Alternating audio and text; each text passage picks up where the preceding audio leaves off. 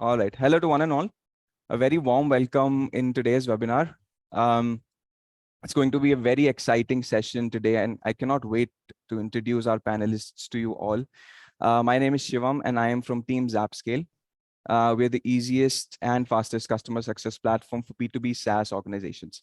And today I'm joined by two very special guests who have tons of valuable insights to share for today's webinar, which is scaling high-touch customer experience, unleashing the power of Slack. Our first guest is Mausmi Ambastha, who's the co-founder and COO at ZapScale. Mausmi is a two-time SaaS founder who built and scaled her first startup, ThreadSol, which delivered 60% CAGR and sold the business to 1.5 billion quotes PLC. Mausmi is a skilled professional in business planning, customer success, and operations. Mausmi is now building ZapScale, which is a CS platform to make customer success 10 times easier for SaaS businesses. Our very special guest for today is Smita Reddy. Smita is the director of customer success at Zluri and heads the post-sale function in Zluri, onboarding, customer success, support, and professional services. Smita has worked across notable companies like KPMG, HCL, and ChargeBee as a consultant. She was one of the initial members of the customer success function in ChargeBee and helped to scale it to a 60-member team and helped maintain a net recurring revenue of 140% and a churn rate of 1%. Yes. A very warm welcome to both of you. And I cannot wait for you to take over the discussion, but just like to go over a few things so the audience know how to interact and how to participate in the session. Please feel free to ask questions during the webinar from our panelists. You can type in your questions in the Q&A box in the Zoom control panel. If you have anything else to say, please type it in the chat box. Also, if you prefer speaking than asking questions via text, please raise your hands and I will let you speak and ask questions from Mausmi and Smita. Also, one more tiny thing. This webinar is being recorded, so if you do miss any part of it, you can watch it again on the ZapScale YouTube channel. I will put the link in the chat box shortly. Now, I will not eat up more time of this webinar. Now, let's get the customer success professionals to the stage. Over to you, Mausmi and Smita. Thank you, Shivam. I'm audible, right? Yes, you are. I often forget to switch on the speaker and then keep on speaking. And after a while, I realize, oh no, nobody is listening. So welcome, Smita. And, to the audience, I must say, I had a very interesting discussion with Smita. And from that's where, the genesis of this webinar came in, where I realized that she was doing something which was so valuable for all the people who are involved in the scaling of their customer success. And she has done that journey, of course, and that would be extremely useful for all of us to learn from somebody who has actually, gone down the trenches and done it with her hands, made mistakes, burned corrections, and all of those things. And I think the best way to learn is to do it. So, Smita has the core knowledge of being able to do it in an environment specifically focused with SaaS businesses. So welcome, Smita. And before we begin, this is kind of my favorite topic to always ask. How did you land up in CS? First of all, thank you for that, Mausmi. That was extremely flattering. I hope I can keep up to that. But about customer success, right? I think I've always been working as a consultant, as Shivam just mentioned initially, right? I have been in consulting for the longest time, internal, external consulting, have been solving problems for customers, right? Facing customer issues for the longest time. And so I think customer success also is very much aligned to the same thing. Ultimately, we are solving problems. We are trying to consult with our customers and ensuring that they're able to get the best out of the tool. So I was very lucky. After my maternity break, I wanted to bring a change. I wanted to get into product-based companies, and I was fortunate to join ChargeBee at that point. That's when I started my customer success journey. Well, that's very interesting actually to know. I also started my professional journey in consulting very long time ago, but it was a lot of learning. And you're right, it sort of parallels in many ways with customer success, the more metrics you bring in, but along with that kind of, inquisitive mind to actually find the problem and sort it. So let's quickly dive into where we are. So what we want to know first is tell us a little bit about Zluri, because when you tell us the Zluri story, we need to understand what the business does and how it works. This is definitely my favorite topic to Yes. talk about. So Zluri is a SaaS management platform, right? To be the simplest way to explain it. But it helps customers or organizations get that visibility into their SaaS stack. Many times, especially in the startup organizations today, everything has become so decentralized. Especially because of the whole subscription model that's come in, right? People buy their own tools; they don't have a dependency on IT as corporations used to have in the past. So a lot of this has got decentralized, but with that, a lot of unsanctioned IT, unsanctioned spend has come into play. So what Zuri is trying to do is bring in that visibility, help with optimizations and efficiencies within these companies by bringing them all to a single dashboard. So people can bring in that visibility from one place and getting it back to IT, finance, and procurement again. Yeah, that world has changed, right? When you want Yes. a app or something, you write an email to IT will give you access. Now Mhm. people can buy it themselves. Like you just get your Yes. team leader's approval, and sometimes Yeah. employees pay it themselves and buy tools. Like Yes. Shivam here, right? Shivam has done that, and I have been in the situation. Oh, I didn't know you already bought it. Said it's okay, it's not a lot expensive. I really needed it, and I wanted the Yeah. work done. But kind of what happens is you stop, over a. I can imagine, like for a large organization, it's very hard to track that. So I think Yes. Zluri is we can say that the core audience for Zluri or the core customer are all the SaaS companies, correct? Yes, very much. We do have non-SaaS companies as well, but people end up using SaaS tools, right? Of As long as course. 60, at least minimum, 60% of their applications are cloud-based, that fills in the criteria. All right. So now my next question is, Smita, and let's understand that. Like, when did you start your journey in Zluri? Like, at what stage did you join? Yeah. So this is a very interesting journey, I would say, though it has only been close to 1.5 years with Zluri, a little lesser, I would say. It definitely feels like it's been close to 5 years or more, because that's the amount of change, that's the amount of scaling that we have gone through in this past year, right? So when I started with Zluri, we were just 2 people who were doing everything post-sales, onboarding, success, or I wouldn't say success necessarily, it's more support at that point. Firefighting, a lot of reactive work was happening at that point. So today we've brought in a structure, we have an onboarding team, we have a success team, support team, and we are also introduced our professional services team very recently. So now it's close to a 20-25 member team at the moment. Wow. So basically you went from 2 people to 25 people with that entire structure of going through the journey in a startup, of starting with building every team and putting it together in the entire business. Wonderful. I think this journey would be extremely valuable for all of us to understand. And, people always say you sort of compact 5 years of learning in 1 year if you work in a startup. That's one of the bigger perks of working in a startup. And to be able to have that in your hand, to be able to mold the journey of a business like that is an awesome opportunity as well, and a huge learning experience. So what our job is today is to dive as deep in your memory and find out more pearls of knowledge that we can find out from whatever you've been able to do of all these years. So Smita, let's start with a little understanding of what is the kind of touch, like how does Zluri does customer success today, and what is the touch point and how does it function? Right. So Mausmi, as you can imagine, right, any early stage startup today is always a high touch engagement, right? Yeah. And when we started off as well, it began like that. A lot of the conversations were very high touch. One, because this is a new segment in itself. People need to be educated. People need to understand what we're trying to do. And a lot of our sales was outbound. So there was a lot of education that had to go out, trainings that had to go out. In addition to that, the complexity of the product is relatively higher, on the higher side.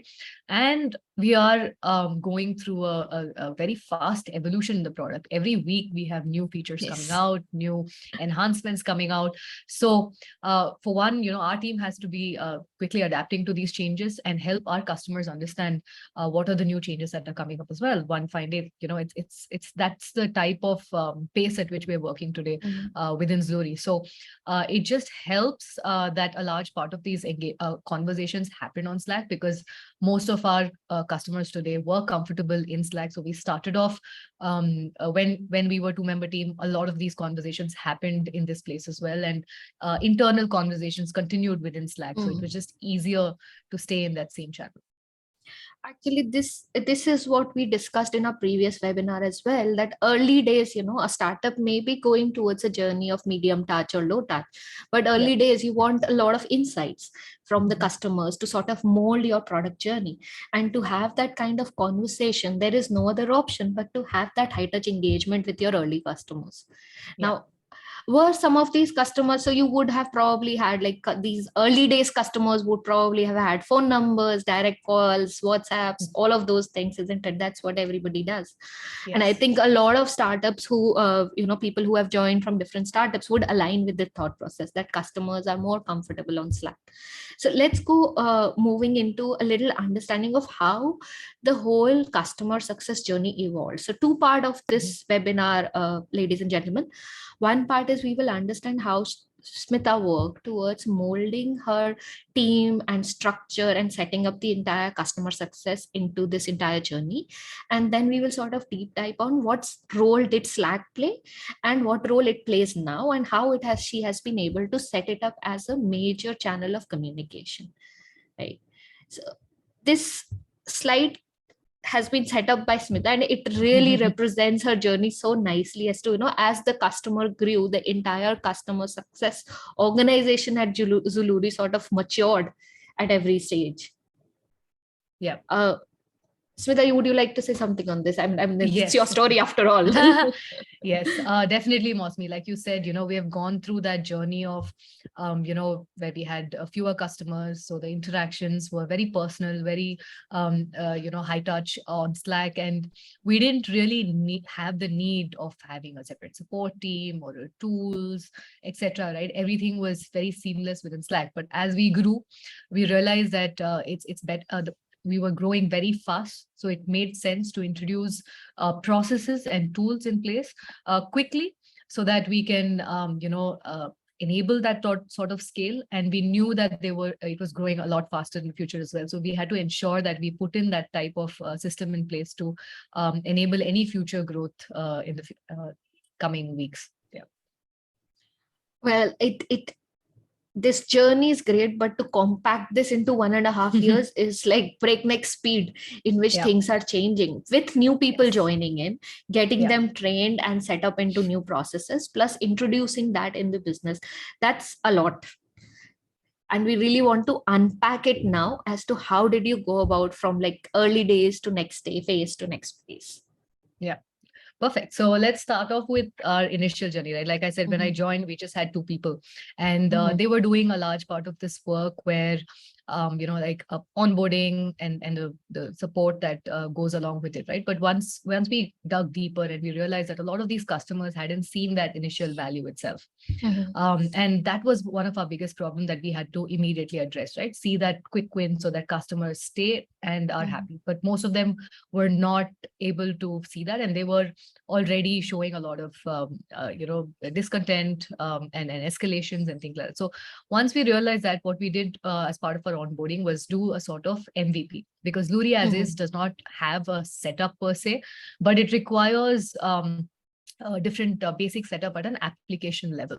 So doing an MVP with a few set of applications made sense for them to see that immediate value, especially for the high spenders like the Slacks, the O365 of the world, right? They take up a lot of spend, and talking about these applications to our customers made a lot of sense during our onboarding phase. While we did that, right, the mode of communication we still continued was Slack.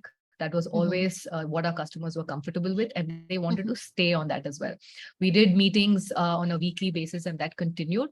But for any issues that we face, and with an early stage product, there are bound to be a lot of concerns, bugs, feature requests, and we grew, and our product evolved with these requests, right? So a lot of these things were coming on Slack, but our team was able to handle this easily because it was a lesser set of customers, and they would just directly redirect that to our engineering team or the product team, and they would get the support required. So when you even go through our G2, right, everybody keeps talking about that type of support. So we had to sort of maintain that and make sure that that continues, that level of experience and that high touch engagement continues as we scale us also. So, as early days, yes, as you said, few number of customers and you want to focus on them and things would move smoothly. Now let's hear the story as to when it gets complicated. So fantastic. So that's when, when we introduced the onboarding team, right? So that we wanted to, while we didn't have a team per se, it was, of course, the same members, we were still in the hiring phase as well. We wanted to bring in this new stage, and that made a lot of difference to our customers. They were able to see that immediate value, and we were able to go live. So one of the key metrics we started tracking is what percentage of our revenue is live. So we were able to bring in that 80% of our revenue, and we were able to maintain that. That is something that we were showcasing to our board as well. So that's a very important metric for an organization to see that value as well. So that's when we started talking to them. But as you can imagine, right, with phase 2, more number of customers, same number of people, we were introducing more people, of course, but we couldn't have scaled in the same way because the number of tickets started increasing. And issues started increasing, right, with more customers. So while we introduced somebody in support during this period, we had to ensure that these tickets were aligned and sent out in a more seamless fashion, and there were more accountability to these tickets. Before this, we were just following up erratically, on tickets and understanding what's going on, and we would get updates randomly on Slack. But we wanted to bring in more accountability for the engineering team, and we wanted the CS to start performing CS functions instead of just doing the support team. So that's when we introduced the support tool as well. We started using Freshdesk in our company after multiple evaluations, and whatever tickets, whatever requests that came in via Slack from our customers were getting raised as tickets by our CSM today, or the onboarding team, right? Unfortunately, we didn't want our customers to do it because we didn't have a system in place for them to do it directly through Slack. So our CSM and our onboarding team would do it for them. And these tickets started getting flown into our system. And then we were able to bring in more trackability, and we were able to identify whether the right responses were going out or the resolution was coming up at the right time. So Smita, at this stage, one of the decisions you made is that support is not directly talking to the customer, right? Support is only handling tickets and sort of coordinating with tickets and the engineering team, trying to give solutions. But the one person contact that remains with the customer is still the CS team member. Is that correct? Yes. At this point, it was like that because one thing as well is while the support team would share updates on the Slack on the tickets, these would go as email updates to the customers. And when it did that, customers were looking forward to responses on Slack. Instead, they did not want to go back and forth with their emails, and that's also because of the number of tickets coming from each account. How can they keep track of which issue it is, and multiple issues that came in? So they were more comfortable staying on Slack, and they were looking forward to updates. So the CS team would still have to share those updates by reviewing the ticket status on Slack as part of the thread.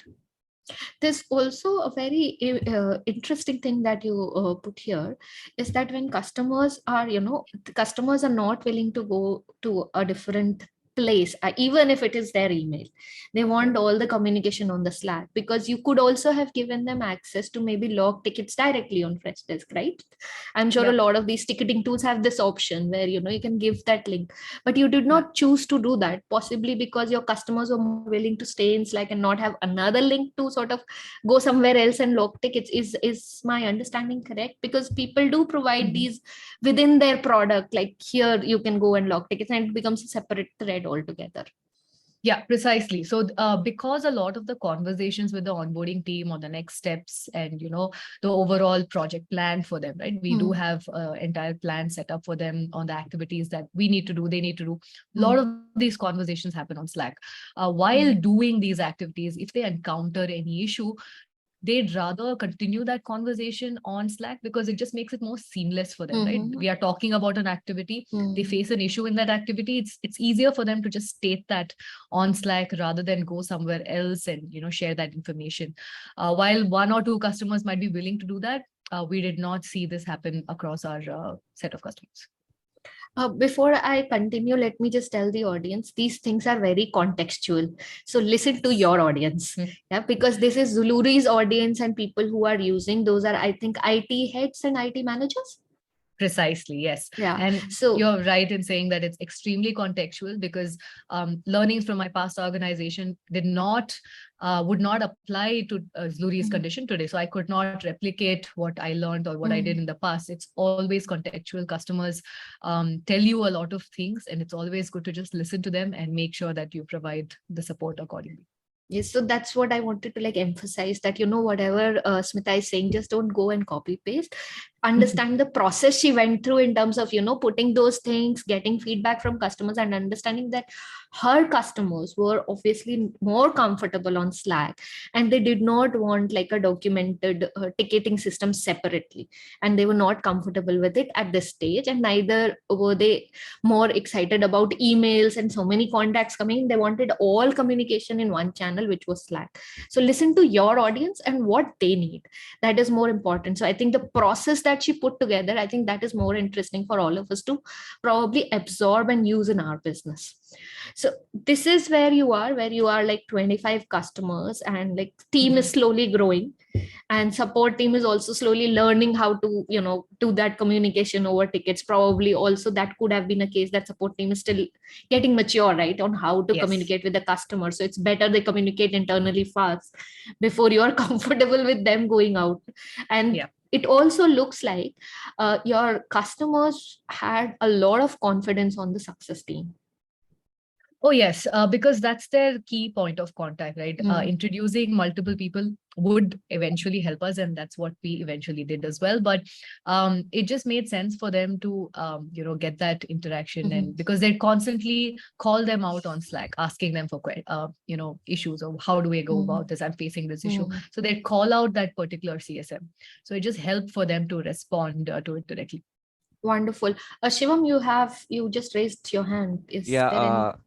would we like to take a couple of questions, or would you want to take it at the end? We can take the question if they are contextual. If they are not contextual, we take it in the end, if that's okay.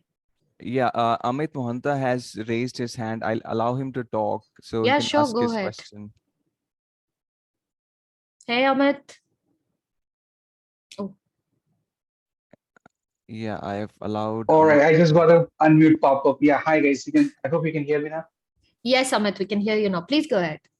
Right. So I just wanted to understand a bit more around when Smita said that your past experience may not be a perfect fit when you get into a new environment, because when something is pretty new, you are testing few things basis of experience, but at times testing too much can also be frustrating for the customer because there is something which is getting broken, which they may not enjoy. So what's the point wherein we say no more experimentation? This is what it is, and let's wait here for some time before we go to the next phase of experimentation. So what should that window be, and what are the pulse indicators which tells you stop, the customers are getting crazy? Smita, you want to take this? Yeah, I can start off, Mausmi. So Amit, you're right? I definitely do not want to change too much for the customer.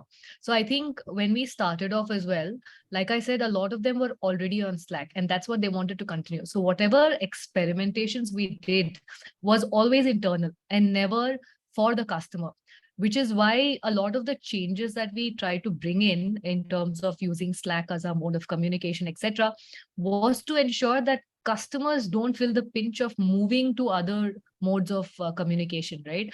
So how can I enable and use Slack for this purpose is what we were trying to figure out. And as we grew, like I said, introducing these new systems internally was to bring in more streamlining in terms of our process and not changing the way the customer interacts with us. So that was always our agenda in terms of, any changes that we brought.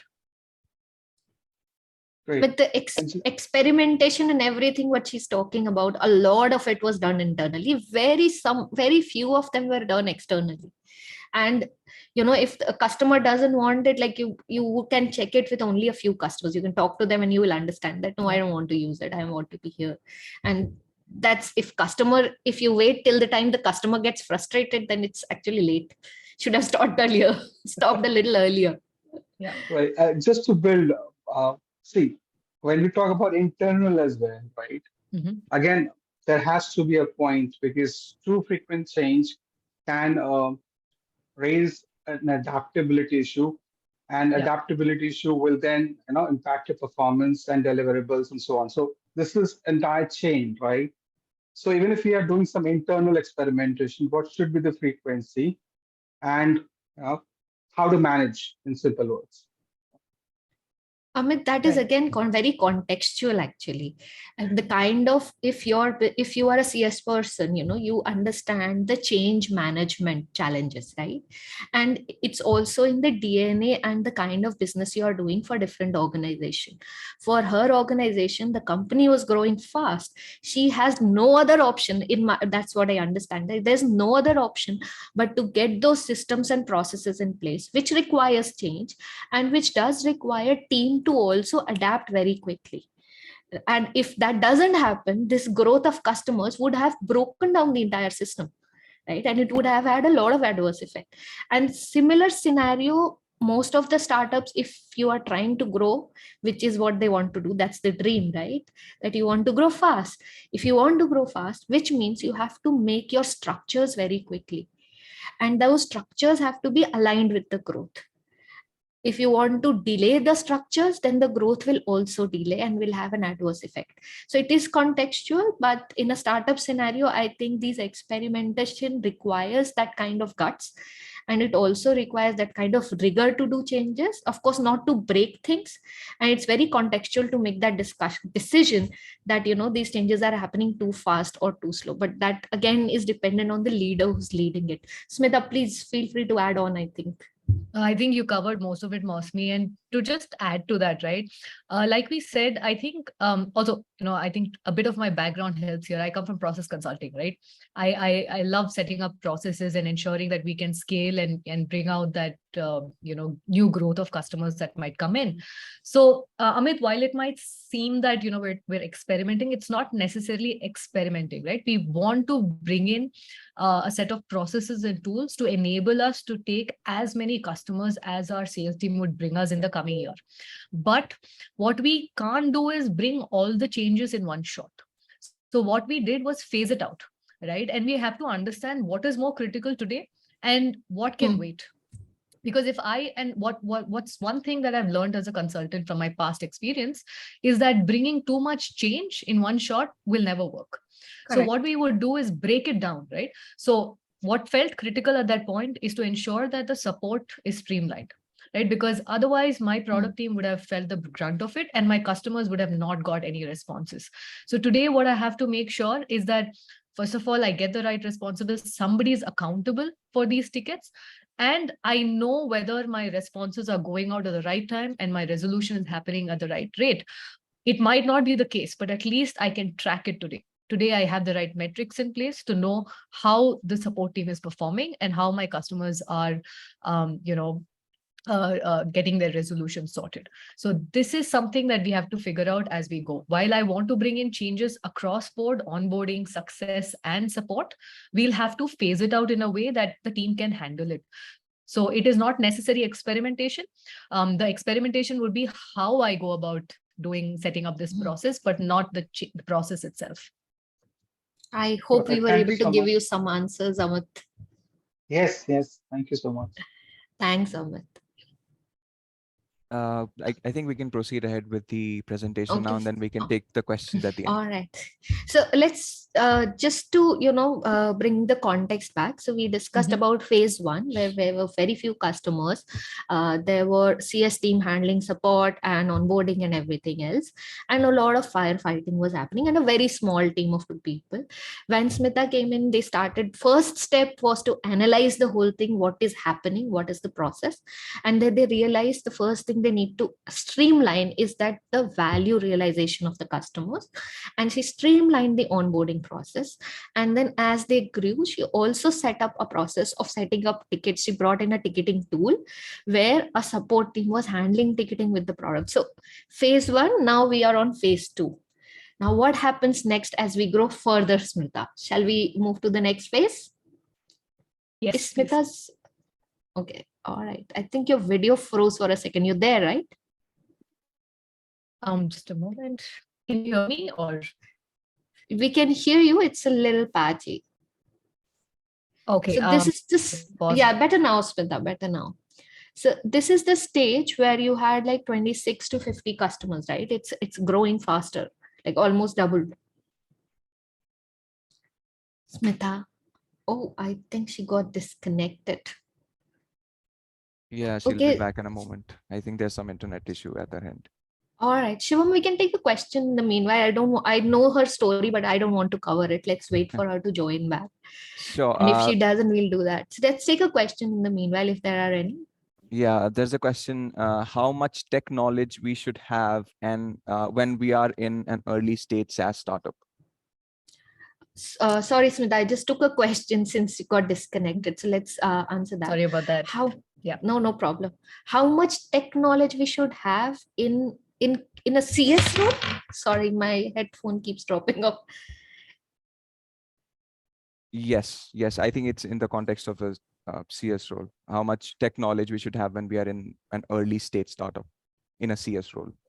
If you are in a CS role, you need to know your product inside out for sure, right?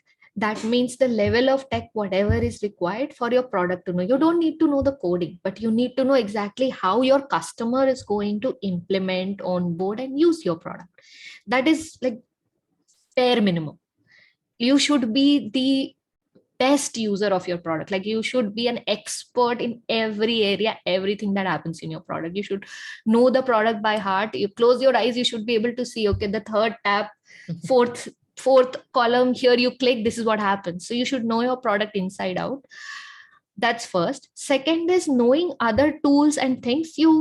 It's not tech knowledge actually. It's like using different applications that you learn in your phone, right? You learn how to use Instagram and you know what to make pictures with and how to do all of those things. So that is in that context, you will have to spend some time and put an effort in terms of learning the tools that you use in your business, whether it is Slack or whether it is Freshdesk or whatever tools your business uses, so that you can make most use of that product. Right? If your business is paying for that tool, but that does not mean it's tech knowledge. Typically, it's not something like a developer level or an engineering level knowledge, but as a user level knowledge, you need to become advanced users of those tools so that you can make the most out of it. Smita, you want to add to it? I think that was perfect. And I've always been a propagator of, knowing your product inside out. Yes. I'm one of those CSMs, right? I love the products that I use, and I want to ensure that, I know it inside out, because that's the only way we can showcase how best to use it. And if there are any workarounds that we have to figure out, you know that, and you'll be able to do that only when you know your product inside out. So you have to be a product expert. All right, Smita. So, thanks, Shivam, for that question. And thanks the person who asked the question as well. I don't remember the name. Smita, shall we move on to phase 3, where you almost doubled your customers and it's now getting harder to manage slowly? Yes. Perfect. So Mausmi, like we said, first what we wanted to tackle was the support side of things, right? So that everything is more streamlined, and we still continue to provide the Slack support, the Slack engagement that we did in the past as well, and that's going on. But like you can imagine, the number of requests are increasing. CSMs are overburdened right now with, both having to do their CSM work in ensuring that the customers seeing that outcomes and moving them towards that goal. Also handling the tech related stuff, right? Like I mentioned, they were also providing the updates. They were following up on tickets with the support team, but CSMs were still handling a large part of this work as well. So what we did at this point, first, also we had other modes of communication. We had, of course, a chat introduced on our product app, but the problem, of course, is not many people end up using that chat, right? They were still coming to us on Slack. So we're growing to realize that somehow Slack ends up being the main mode of communication across customers, despite the segment they belong to, right? Whoever uses Slack as their internal collaborative tool, that's where we got more engagement. So that's when we realized that, CS has to concentrate on the success side of things. And we introduced our support individuals into these channels as well, so that they can start responding to these tickets directly on Slack. Because when we, raised a ticket and the customers would receive their responses on email, like I said, there were too many tickets. They weren't able to correlate between these tickets with the number of emails, and they would come back to Slack for an update. So what we did was, as a next phase, introduce these individuals within the Slack channel so that they can continue responding on these Slack threads for their benefit, so that the CSM can start focusing on the project management side of things and the success side of things. Now, 50 channels on Slack, that's a lot of channels, right? Yes, and there is also support having conversation on those channels, because if somebody is raising ticket, so both team members, CS and support, have to go to Slack and see, who is it for and who needs to respond.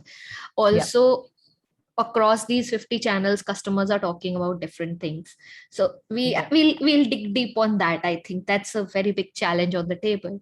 Another very interesting point that you brought now was, only when you had like 26 to 50 customers, that's when you started thinking about putting chat in your product, like in product chat for queries and answers, which is more of a certain amount of chat automation, I should assume. Yeah. There is some amount of automation, Mausmi. I think, chat existed slightly before as well, but it wasn't as used. But we started seeing some level of engagement from this stage. Like people started using it to some extent, which is why we wanted to understand, how much of that engagement happened. So which is why we started engaging with them through intercom. At this moment, this is what we were using, but we didn't see too many customers adopting to it, right? And we don't want to redirect our customers to different modes of channels. We saw only, I think, 10% of our customers using this channel today. All right. So chat sort of became kind of a support channel, but not really the main channel at all. And also important to understand that, yes, chat is important. Like when we, in our businesses, we want to prioritize, it's important to understand that whether my customers will be using chat or will they be comfortable using Slack, right? Yes. Slack is something which is like 100,000 companies use Slack today, right? Yeah. I think almost every SaaS company that I talk to today, they are all using Slack. We also have exactly the same mode of communication with our customers. We have Slack channels with all our customers, and they're very comfortable talking there because you can get answers very quickly. And this is something of a worry for me as well.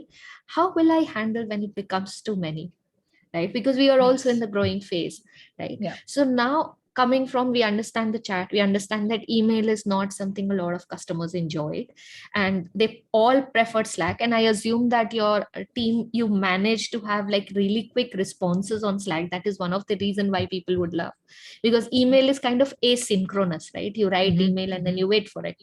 Like we get a response like 10 hours, 6 hours, 5 hours. But in Slack, you have written a message, you are waiting for it in minutes. Yeah. So is that what was the pace of answering queries on Slack? Like what was the time of response typically at the stage? So I wouldn't say minutes, Mausmi. That is definitely not possible at this stage. We have to, like I said, right, we have to introduce support channels and support individuals to start responding. But we try to keep it within an hour for sure. So the which is still very times, fast. which is still very fast, right? And that's the level of engagement we want with our customers, because like I initially mentioned, right, high touch, because of various reasons, they require that support, and we do not want to stall that engagement or stall that progress that they're going through because of these reasons, which is why we introduce support there. But as you can imagine, right, support being on all these channels, keeping track of the n number of issues within each Slack channel and multiply that with 50, it just while it eased the issue at that time, it is not a scalable issue. Having them there and having them directly respond at that point, right? So we started looking for different options to enable support to respond via the supporting tool, which is Freshdesk in our case, and customers continue to stay on Slack and receive their responses via Slack. Wow. This sounds like, a lot of things that we, all of us in our journey as to how and when to introduce certain things into our business. There's one more thing that I want to look sort of dig deep, right? So for your product, the users are IT heads, is that correct? Or there are also people underneath, like, is there a team there? There is a team, Mausmi. So we have a POC who we generally work with. It could be anybody, right? For a smaller company, the CIO directly interacts with us as well. And, they might be doing all that activity. While when we are engaging with, a large enterprise, you will have multiple stakeholders, and we don't limit our engagement to IT, right? We have procurement heads, we have finance that we're working with. BizOps works with us as well. So I think it's a multi-stakeholder engagement that we have, which is why having all of them in one channel, interacting with them, helps, because it gives that visibility to them as well, right? So they know exactly what's happening, and when an issue is raised, they know, okay, somebody has raised this issue already, and this is being addressed today. Because when it goes on an email, it's limited to that person alone. So especially with a multi-stakeholder engagement, this really brings that visibility that we require. So there is positive and negative to this, right? Yes. Now, any small issue is known by all the stakeholders of the customer from top to bottom. Right? Positive is, yes, it's known to all the stakeholders, but it creates more pressure on your side to make sure that, even a tiniest of issue coming on the channel can become a problem, which means it needs to be sorted because the top boss is also looking at it. Right. So it's kind of a situation where, you have to think from the customer's point of view, like, yes, they would want to know all the issues, but from your point of view, it requires a lot of diligence to make sure tiny issues don't get, out of control, because it's very visible. Very true. And that's another problem, right? See, the visibility to the issue will happen in any case, because the Slack channel is being used for the engagement already, for our onboarding, post onboarding as well. We have 2 phases of onboarding that we go through. So during this engagement, we use a Slack channel. So the visibility on the issue is happening. I would rather have my team respond to these issues and close them and show that level of visibility, rather than just keeping that issue unanswered and having another medium to respond to that issue. Absolutely. I mean, this used to be a thought process, I think, a few years ago, where, the junior team members would not want to respond in a group where the boss is, like, when they would write an email, they would not copy the boss. Right. And they would just write an email that, let me sort this out at my level, and I don't let, because if I tell my boss, it's considered an escalation and somehow it becomes negative. In Slack, everything is fully visible. So the escalation, at least within their organization, is already there. Within your organization is also there, because I am assuming, Smita, you would be part of all the groups.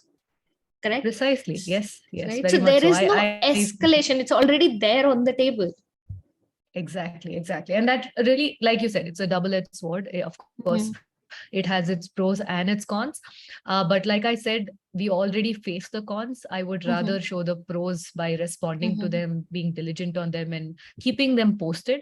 And we have our struggles, right? It's not like we are very prompt, everything goes out on time. We do have our times when these things also get missed, and we are working on towards that. That is when we had to introduce another tool to make sure that these misses don't happen, and we were able to fix that pain point. All right, shall we move to the next phase then?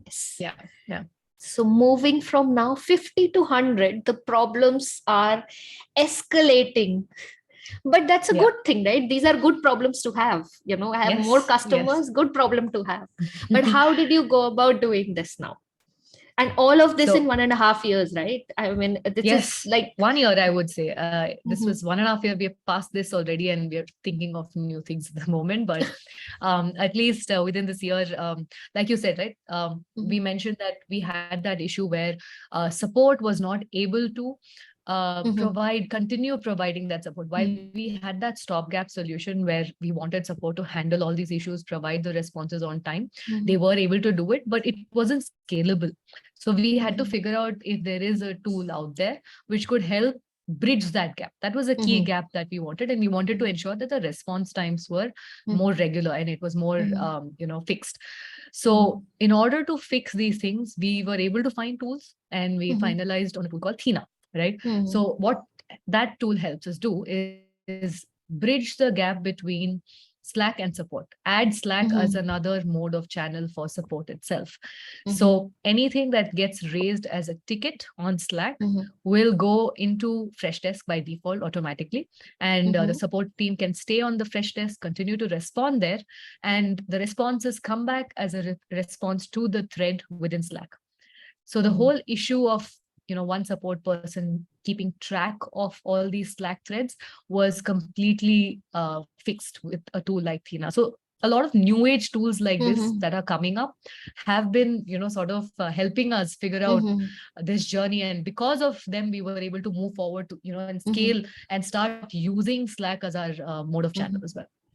So support became like, for support now, they don't have to hunt on Slack trying to find where my issues are, but they have to sit on that table and just look at their ticketing tool, and the support issues are directly, routed into their tool, and they have to just focus on making sure that the SLAs are matched on Freshdesk and they are responding quickly. Now this makes the entire SLA response much faster, but the CS team still continues to be on Slack, correct? Of course, yes. CS continues to stay there. Our TAMs also are now part of these Slack channels, right? The technical account managers also continues to stay here now, so that any sort of issues that come up, they keep them engaged and they make sure that these get raised. So we don't require our customers to raise this as a ticket anymore. The whole process with Thina has made it very seamless. All these tickets get into one triaging channel, and we have one person who, like any individual would man a chat channel, the same way they man this Slack triaging channel. And if it is a bug or an issue or a feature request, it immediately gets pushed into the ticketing tool. And if it is something that requires business engagement or any sort of process related queries, that gets pushed into the CSM bucket. So they have their own buckets within Slack itself at the moment, so they don't have to visit all the channels again and again through the day. Okay, so it sort of created a focused approach towards your customers, and somebody's triaging all your information, so you just have to stay in one place and not looking across multiple channels. And this seems to be a very scalable way on Slack itself. Now the question, now that number of customers increases, the expectation and variation of customers would also come in, right? There would be customers who would not be in Slack because Teams is also getting very popular, right? How do you handle that? Yes. So Mausmi, we do have a few customers who are on Teams. Unfortunately, we are not yet. We are still doing the email mode, which is why email is still a big part of our engagement, right, for such customers. But a lot of these tools today are enabling Teams also as a part of this engagement. So the way it would work is that all the requests and bugs and whatever engagement that happens on Teams will get pushed into Slack as well. So a lot of this will be solved by these new age tools that have come up as well to support this. So we have a lot of tools who are doing this already. So we look forward to enabling this sort of engagement through Teams as well. Okay. Do you face in this journey, like, I mean, we have faced, and in a previous business I had faced, not so much now, but did you face that customers were also very comfortable on WhatsApp? I think a few customers are comfortable on WhatsApp, but like we said, it becomes very one-on-one conversations there. and very informal, right? There's no trackability for these conversations. So Yes. while we potentially use WhatsApp to sort of engage with them, get them to, interact with us, or if they've gone cold, we try to get in touch and, reheat the conversation. So we use it only for that level of engagement. But when it comes to the product or, progress in terms of the entire outcomes, we will still use Slack as our mode of engagement. All right. So it's kind of, encouraging customers to have more communication over Slack. That's the idea, isn't it? And since most of them anyway are, but we do have hearing your story, it feels that there is still Slack and email, right? At least two channels, if nothing else, and probably some of WhatsApp as well. So there is still a want of something which puts all of this together. It gives me a really great idea for my next product discussion with my team. Thank you. Because we are in that journey, right? And we need to get this insights wherever I can. And this is a very interesting insight, Smita, where it's a major pain. Like I can feel the pain when you're talking about that 100 customers, and you have most of them are in Slack, which is great. You already have Thina, which is sort of doing triaging. Awesome. But along with that, there is also email. Along with that, there are also some customers on WhatsApp, maybe. Something is also probably coming on chat windows, right? So it's sort of putting that all of that together. That would be magic. Maybe we need to find a way to do some magic eventually. Yeah, definitely. Well, fingers crossed. Hopefully ZapScale can do some magic eventually. Surely, Mausmi. So this is sort of your breakup of engagements, right? At this stage, like 65% are on Slack, some emails. And did you change the cadence of meetings over a period of time? Like, as you said, early days, you were doing meetings every week. Of course, it will change during the journey of the customer as well. But what is the cadence of meetings that you keep now?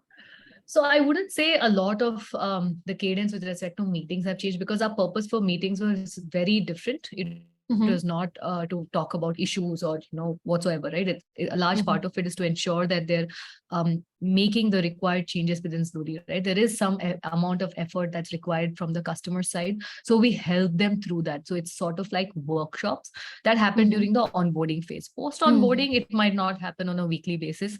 Of course, the engagement will drop to maybe once a month, but during this whole onboarding phase, we still recommend having that weekly touch up. So, ladies and gentlemen, there is a lot to unpack from what Smita has been talking about. Shivam, can you give us a time check? Because me and Smita, we can talk for hours. Yeah, I think we have 6 minutes, but I think we can exceed this to 9:15. There's no problem. We have a lot of questions. We would like to answer them. Yes, let's go ahead to the questions then. I think Smita has given us a really good view of the entire journey and how she sort of built the entire building brick by brick. It gives us a lot of insights. So let's take the questions.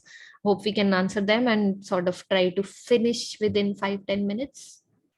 Yeah, so Somnath has asked that SaaS customers have high expectations regarding the product functionality, performance, and support. How would we handle the high customer expectation? Smita, you want to take that? Yeah, sure. So I think it looks like Somnath's situation is very similar to ours, right? Like you said, the whole product, when it's a little more technical, they have very high expectations and they want everything to be seamless. I think our whole journey, Somnath, has been to enable that, which is why we stuck to Slack, despite it not being the most easiest mode of communication today. We're trying enabling our team to make sure that they continue to provide that level of support, despite the growth, despite the scale that we have reached, right? So I think we continue to enable our processes and systems to make sure that happens. But alongside, what we also have done, which I might have not mentioned during this thing, is build that knowledge base as well, right? So we are continuously working on building that FAQs or knowledge base within our portal, make that accessible to our customers so that they can also use this as a reference point instead of coming to us with so many tickets. So our objective is always to reduce the number of interactions from our customers or the questions, right? So whatever comes up, we try to have that feedback loop so that the portal keeps getting updated with anything new that's coming in or any questions that the customers come up with. I think you've covered it, Smita. You've covered it very nicely. Yeah, I think that answers the question. Smita Mishra has asked, how big was the overall team when you introduced CS team in your startup? What was their core responsibilities in the first and second phase? What skills helped the most? Wow, that's a packed number of questions there. But I think when we started, we did not have a big team. Like I said, we just had 2 members. They were doing everything. Of course, the overall Zluri team was maybe 45, 50 members at that time. And today we are like 150 people within our company as well. So overall, Zluri is growing across teams, but our success team has moved from a 2-member team to a 25-member team, or almost 25. I think with all the new hires, it's almost that big. So we had to bring in that structure, build those teams to enable all the changes that we were going through.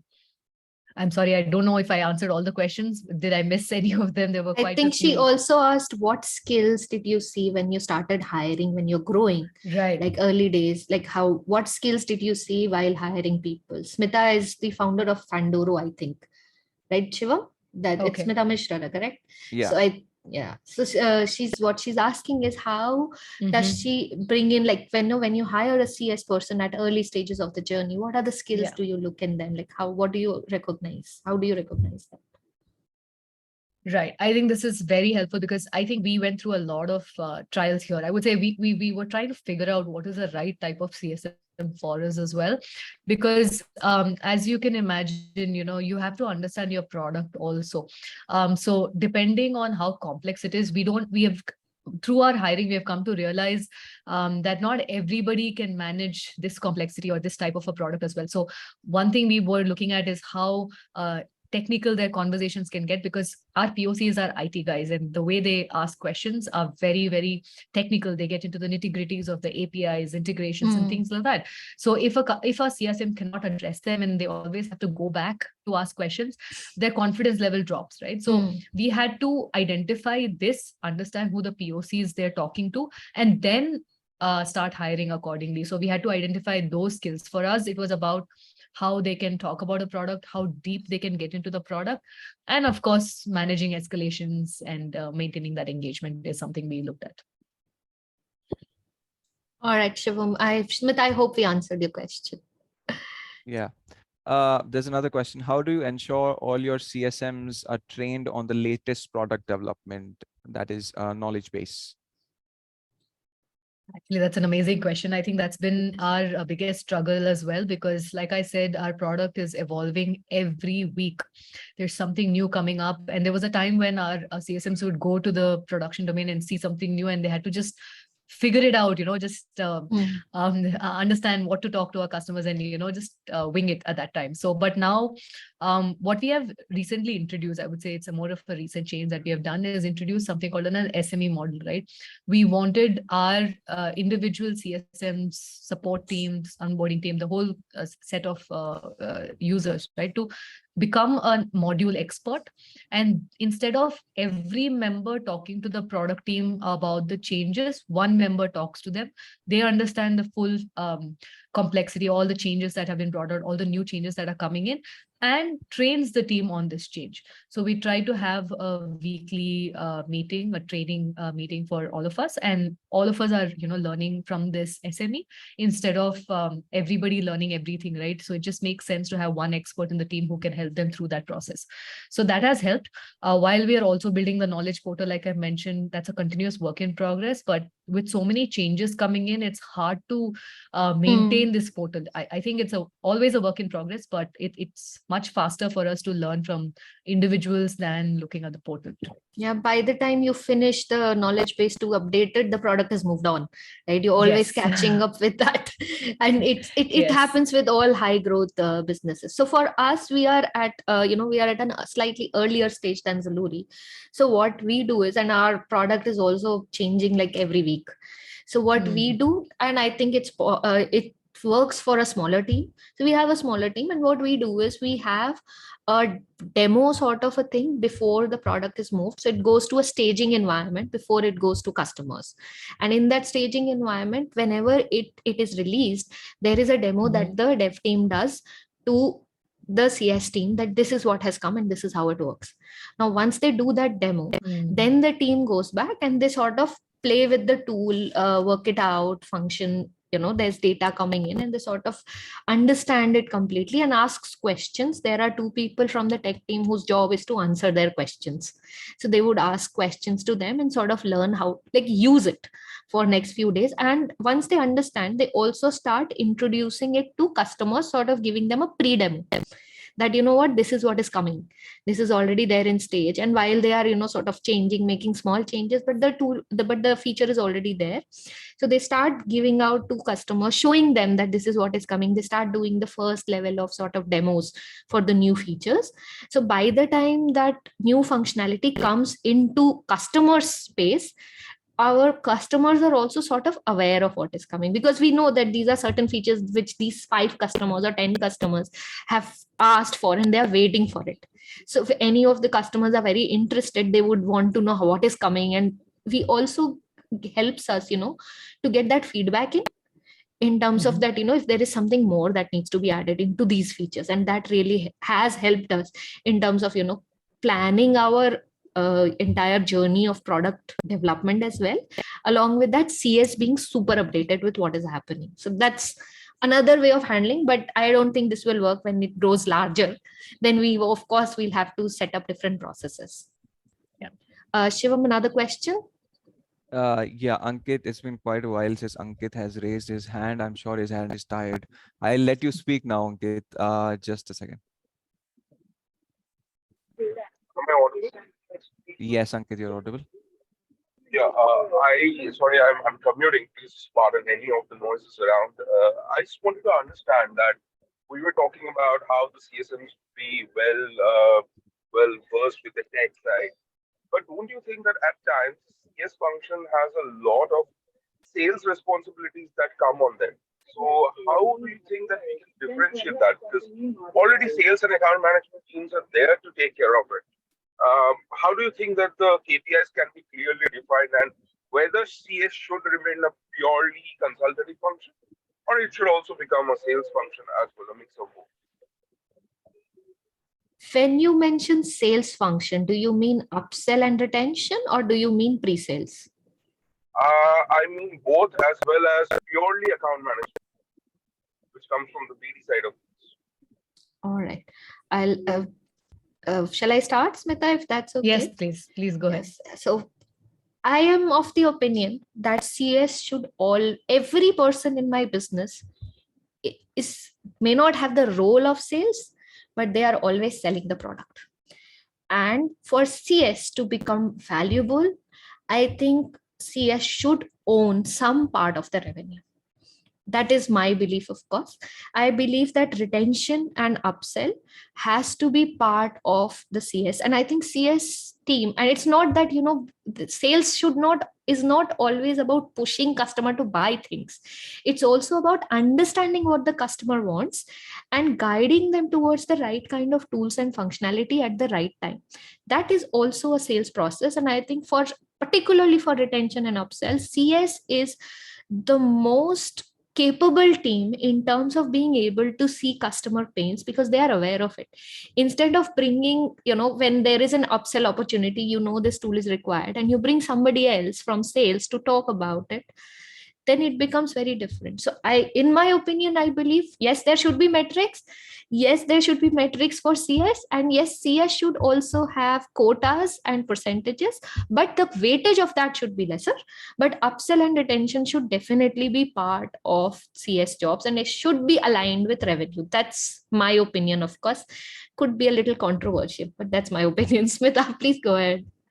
Yeah, while I agree with you, Mausmi, I think our main objective always has been, I think I've been driving the team towards retention first, because that's been one of our primary focus today, is to ensure that we can retain our customers, right? Because our opportunity to expand might not be there from day one, because many times our early stage customers would already have the entire gamut of the portfolio, and they're all on enterprise plans already.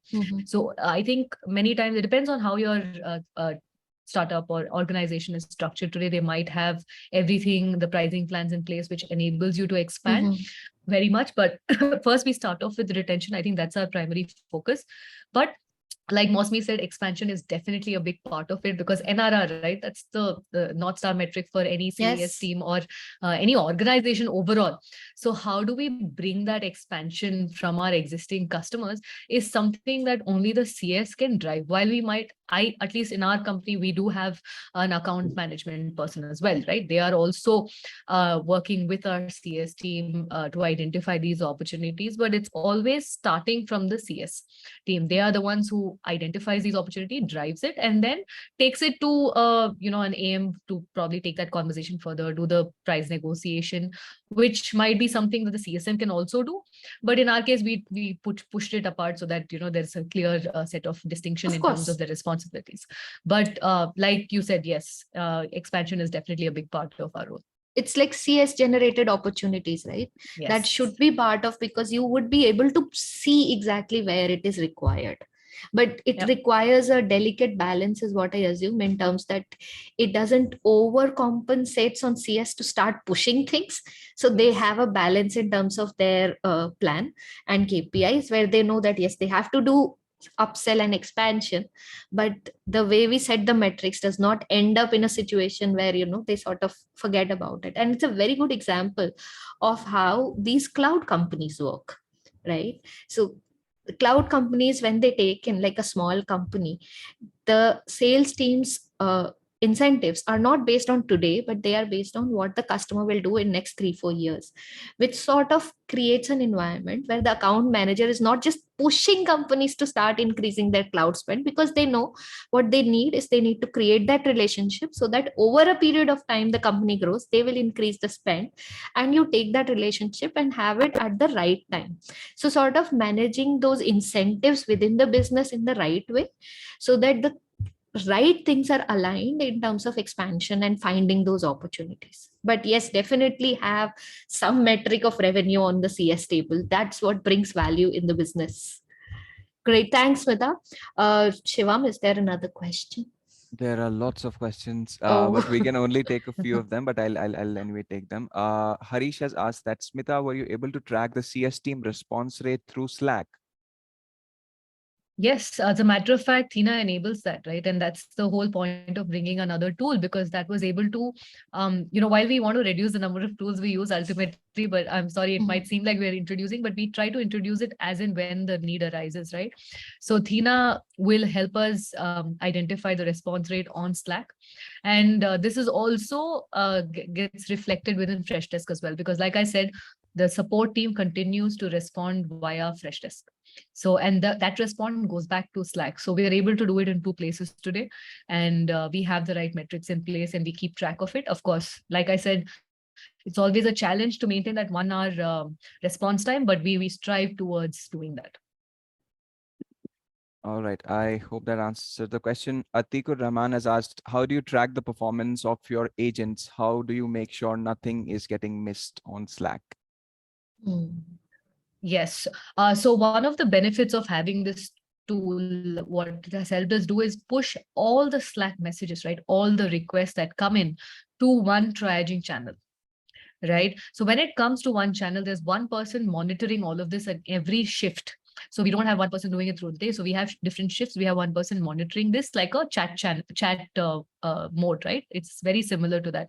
So they will make sure that if any of these need to, it requires a ticket to be created, requires a response from the support team, they immediately push it to the ticketing tool.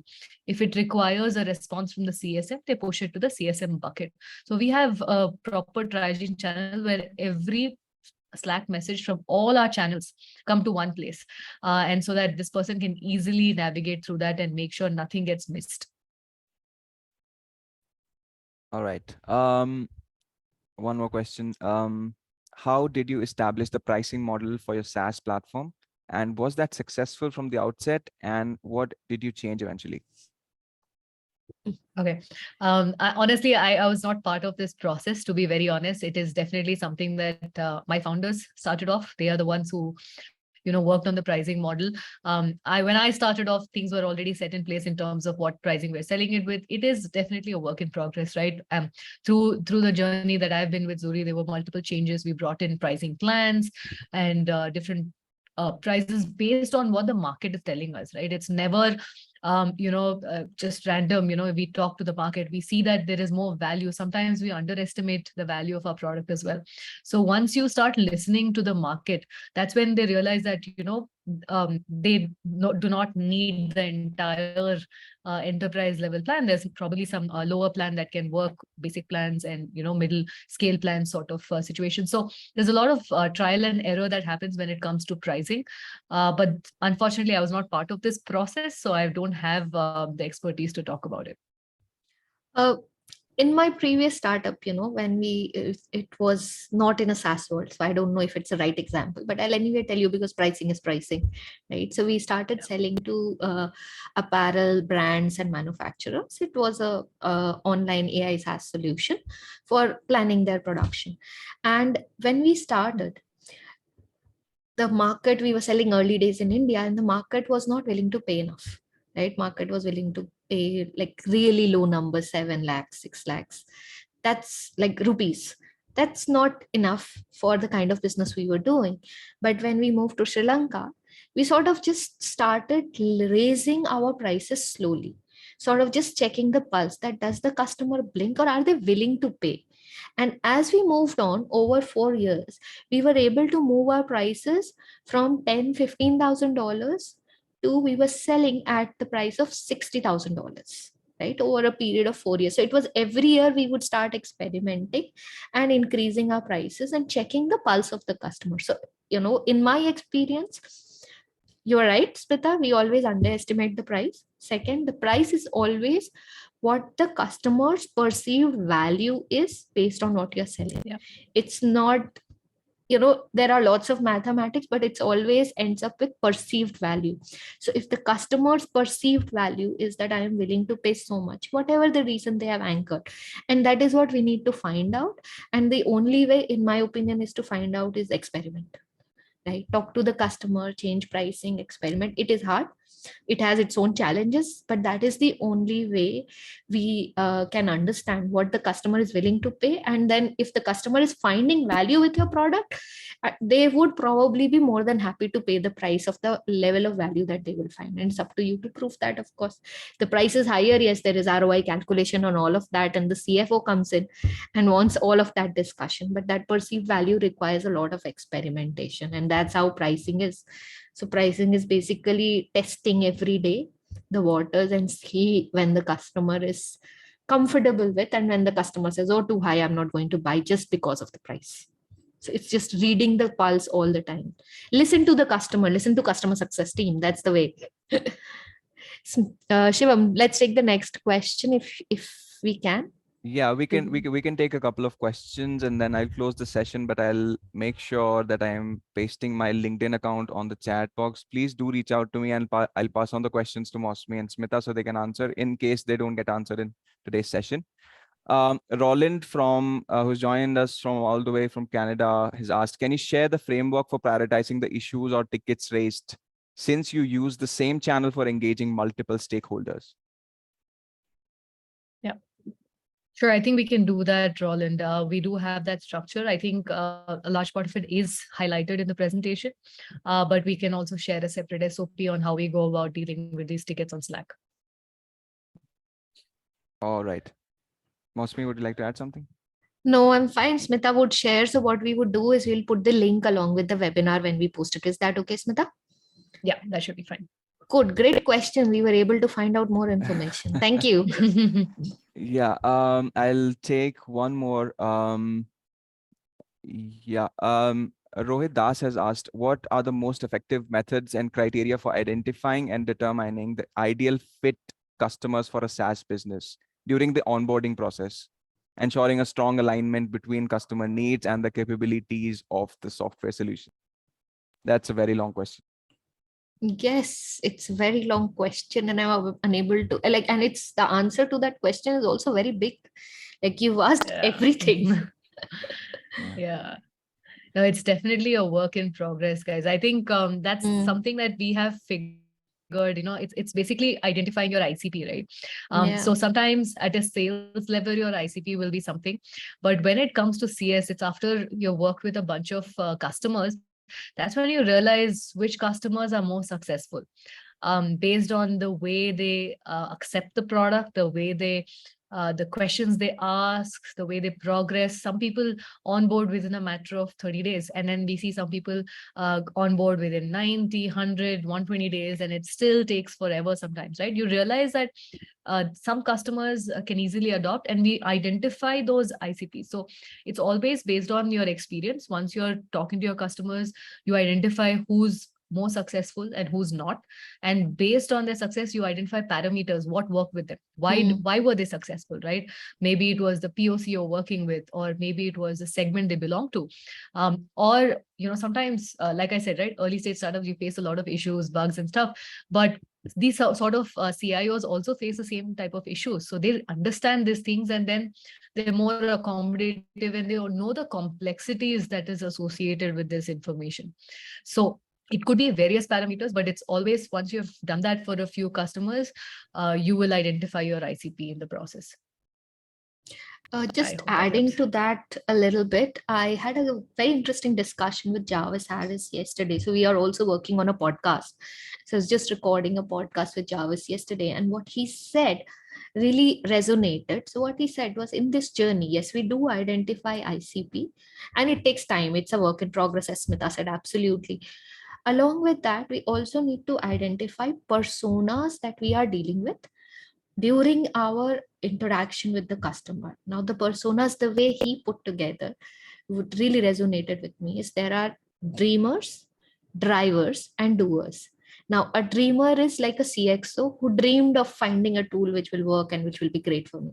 But that's where the person stops. Driver is your team lead or project head who would sort of drive the entire business further. And a doer is somebody who's actually use it. Now, the entire onboarding process needs to be aligned with engagement process for all these three levels. Right? There has to be certain cadence of engagement with the strategic CXOs. So maybe you will set up like a monthly call or a weekly call, whatever. For a driver or a project lead, you might want to keep them on a weekly cadence. And for a doer, you might want to schedule certain detailed training. Like, this is the person who would be actually using my tool. Sometimes the driver is also the doer, depending on the kind and size of the business. But once you understand and set your onboarding across, making sure you have communication cadences and plans for focused for all these three levels, I think that also helps. But yes, identifying all of this takes time, as Smita said, and as you get along, you learn with your own mistakes, and that's what we are doing, I'm sure. I hope this helps. Yeah, all right. I think it's time to close the session now. Thank you everyone for participating. Thank you, Mausmi, and most importantly, Smita, for being there and helping the people out and shedding light on such an important topic. People, if you have any questions, please contact Mausmi and Smita. Let me just quickly paste their LinkedIn accounts on the chat so that you can copy and reach out to them if you have any questions. If you want to reach out to me, let me just paste that as well.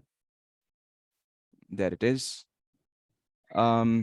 Again, if you'd like to watch the recording of the webinar, I'm typing the YouTube channel of ZapScale. The recording would be up in a week's time. So if you want to check out, please do, in case you've missed any part of it. Again, thank you for joining us today, and have a great rest of the day. In case Mausmi, Smita, would you like to add anything? Yes, I really want to thank Smita. I think it was a really good conversation, and you really opened all your books for us to, see how you went through the entire journey of building CS team from scratch. This is what, when we started webinars and podcasts, this is exactly what our objective was, to bring real life stories where somebody who has actually built the entire building brick by brick, burned their hands on different stages, and can tell us, what we can be careful and what we need to do in our own businesses. And that's the idea that we would like to bring to all the audiences who join us. So thanks a lot for taking out time, and thanks a lot for, working with us and telling us and being so open about sharing all your experiences. That was extremely helpful. All right. So we'll close the session. Thank you so now. much, Mausmi, Shivam. I think this was super helpful. Yeah. Thanks, Smita. All right. Yes, Thank Shivam. you for joining us and have a great rest of the day. Please have your dinner, take a walk, and we'll see you in the next webinar. All right. Have a good evening you. and good day, everyone. Bye-bye.